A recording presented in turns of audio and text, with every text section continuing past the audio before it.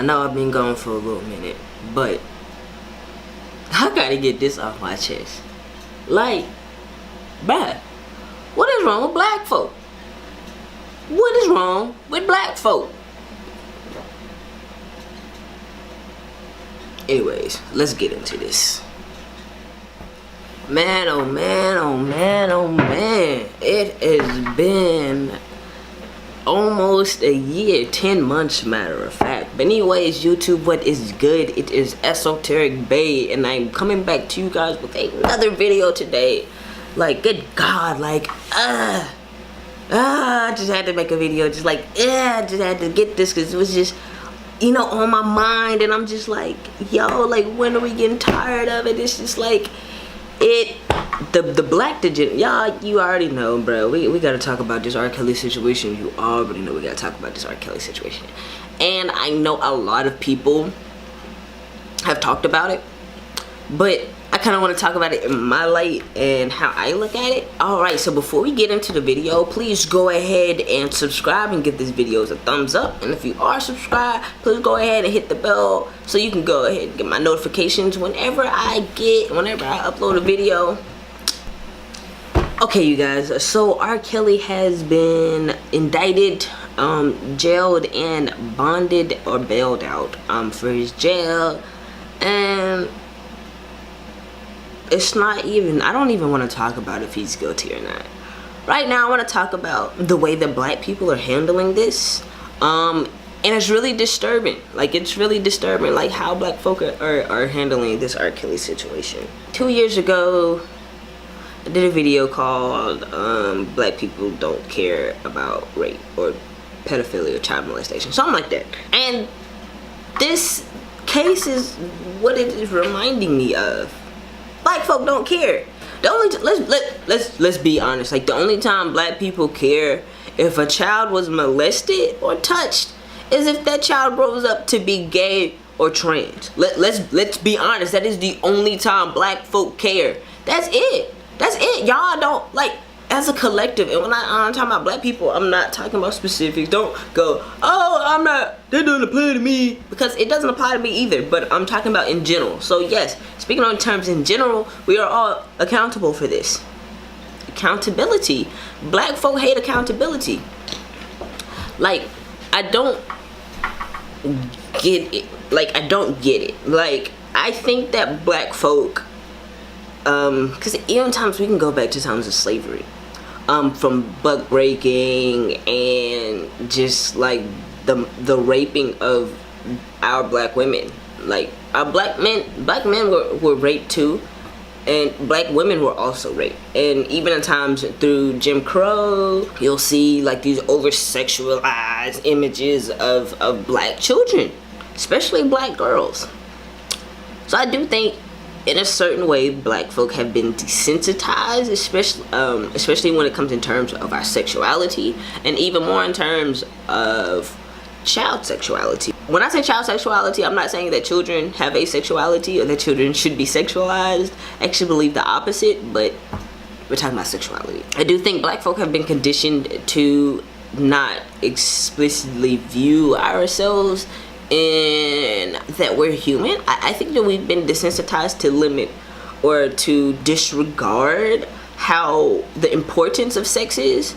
Meaning, you know, like, people just think, you know, having sex is, you know, you just getting you getting it in and you just bouncing. And I know that's not specifically titled to black people, but I'm black, and R. Kelly is black, and black folk are the reason why R. Kelly is out.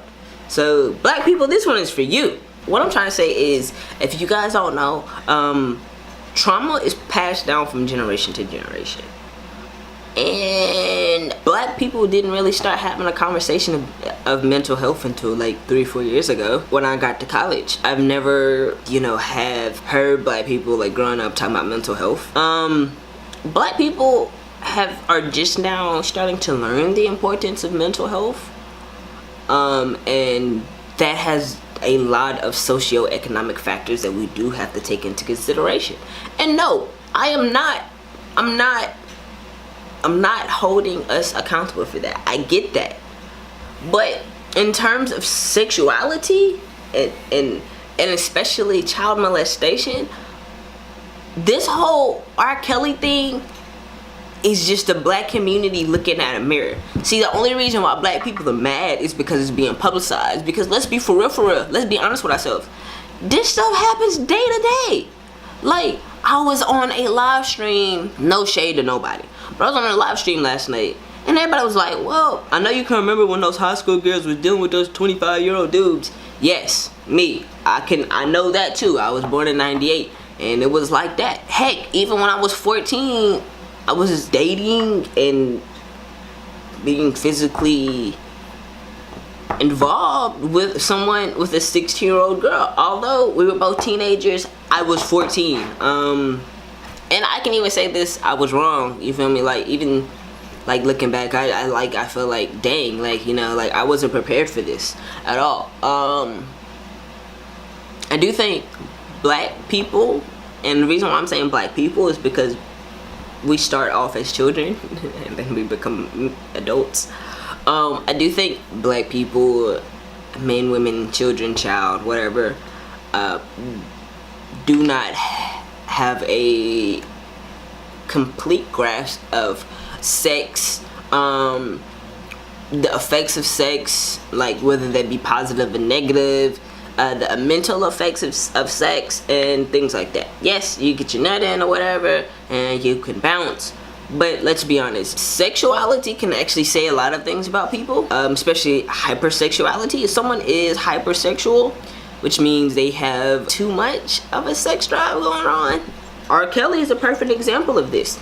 Hypersexuality can be a sign that someone has been traumatized. Because what we do as humans, we compartmentalize a lot of our trauma, which is what the brain is designed to do. But specifically, in terms of, you see this with rape victims and kids who were child molested, or who were molested, yeah. And kids who were molested. This is not for all, but this is me speaking from personal experience. And from the people that I've known, they tend to be sexual. Now, this is not all. This is just my personal observation. Personal observation. And no, I'm not victim blaming. I'm not victim blaming at all. But I just want everyone to see where it comes from. So even in R. Kelly, who was in his late 20s, marrying to 15-year-old Aaliyah, who was on tape having sex, not just sex, oral sex, vaginal sex, anal sex, and water sports with someone with a preteen. Rashonda Landfair was like, well, not preteen, so she was 14, like end of 8th grade, going into 9th grade. That's what I think about it. And it's like, people are like, well, why don't we? And one thing that really got under my skin with this whole R. Kelly situation is just black people. Like, I don't care. I'm not worried about Chicago PD. I don't care about none of that stuff. That's irrelevant. Like, that's irrelevant. This is a communal issue that we have, and everybody's like, oh, well, it's always been that way. This is what I'm talking about. This is the issue. It's always been that way. So you mean to tell me that y'all are as old as my parents? Y'all are in y'all 40s, which means you were born in the 70s, and y'all have experienced the same thing that I've experienced. So that means we got a problem. It's not, oh, well, you know, girls always been doing that since the beginning of time. Well, no shit. Well, that should fucking tell you that there's something the wrong right there. I'm sorry. It's just like pissing me off that, like, I don't think anybody is like, you know, everybody's like downplaying it. You got the older conscious ones, the ones who are supposed to be, you know, these beacons of light, and, you know, and no shade to nobody, like no shade to nobody, because this is not the first time that I've heard this. I'm gonna just talk about black folk in different, you know, aspects or whatever, but the main thing that's really pissing me off, especially with these conscious niggas, is the fact that the LGBT, like they want to tie this R. Kelly shit into a fucking agenda, and I'm not saying that there's probably not a fucking agenda going the fuck on, but pause and just think for a fucking second, because I was born in 1998. His trial concluded in 2008. I was fucking 10, and I remember riding in the car with my mother and mama on the way to school, and they talking about on Power 98 that R. Kelly got off. So it's not that, oh, they're trying to Me Too the black man and then, okay, what about all them other white folks that Me Too'd in Hollywood?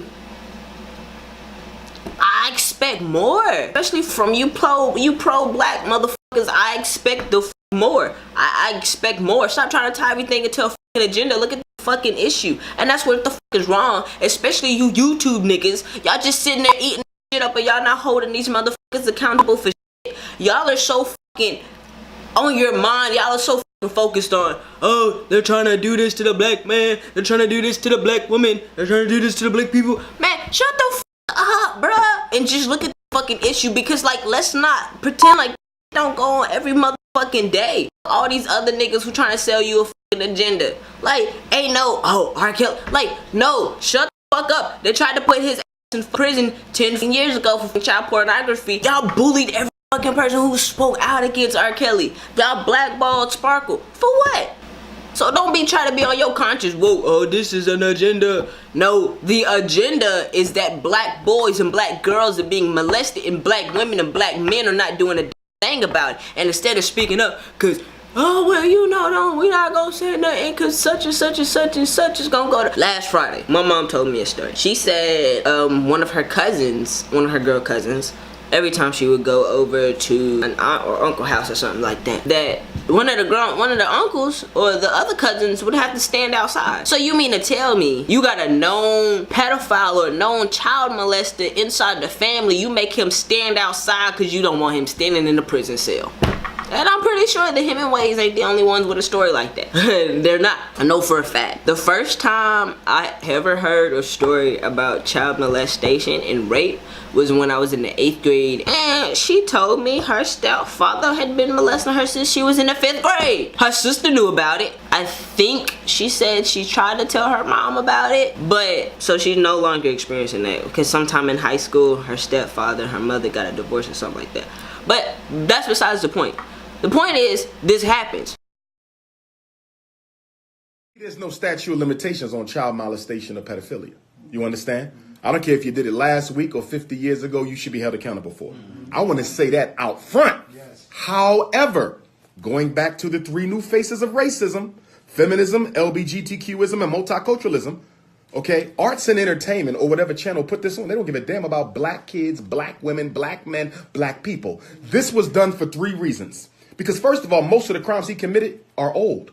They happened. So why wasn't this done back then? Right. All of you in the video, why didn't y'all expose R. Kelly back then? You know why y'all didn't expose him? Because y'all thought y'all was going to get something out of this. The sickness of the R. Kelly show is the fact that everyone on the show was an accomplice to the crime. So my question to them would be, when they lock him up, because you love kids all of a sudden, but you didn't at that time, are you acceptable with being named as an accomplice and being sentenced to prison time yourself? Every parent, every woman, all of you are guilty. And my issue with the agenda is that we got black pedophiles in the black community and don't nobody want to do nothing about it. But I bet you Umar Johnson ain't gonna say shit about that. Tell the ugly truth. Everybody is so focused on black consciousness and being woke and fighting off white supremacy and whatever. Y'all don't want to deal with the black degenerates in the black community. Y'all want black victimization, and that's what it is. But guess what? You ain't gonna get black liberation until you deal with the BS going on in the black community,